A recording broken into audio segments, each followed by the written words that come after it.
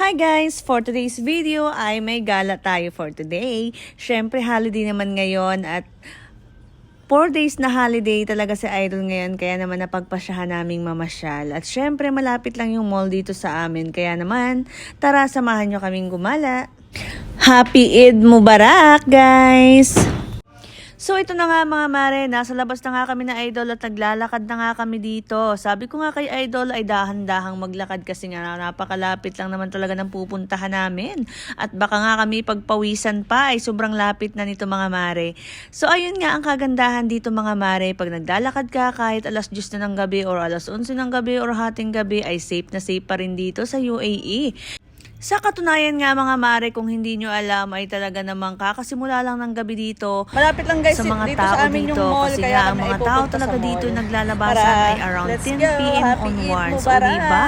Yung iba sa Pinas tulog na yan. Pero kami dito guys ay gising na gising pa at buhay na buhay pa ang katawang lupa. Talaga namang ganitong oras talaga naglalabasan yung mga tao dito.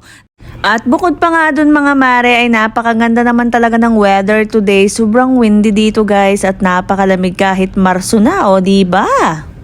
Kaya rin nga naisipan naming mamasyal at magpalamig dito sa mall. O kita nyo naman sobrang dami guys ng tao na namimili dito at nagsha-shopping. Kasi nga guys, maagang nagpasaho dito yung mga government office dito. Kasi nga, syempre para naman maging happy sila na i-celebrate yung Eid dito or holiday. So, sabi ni Idol, siya nga lang daw ang hindi pa nakakasahod. Kaya naman, alam nyo na. So, tipid-tipid muna. Window shopping lang muna kami for today. Joke lang yung charot. O, siya, pupunta nga muna kami pala guys sa food court. At dun nga pala kami kakain. Kasi nga, naghahanap kami ng makakainan at magde-date nga lang. Kaya lang, pagdating nga namin sa food court guys, ay sobrang daming tao. Kaya naman napagpasyahan na namin sa Jollibee na lang.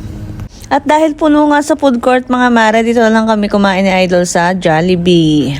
Total, ito nga rin naman talaga yung puntahan niya at isa sa mga paborito na yung kainan, yung Jollibee. Kaya naman, dito na lang kami kumain. At yun lang yung ganap namin sa holiday.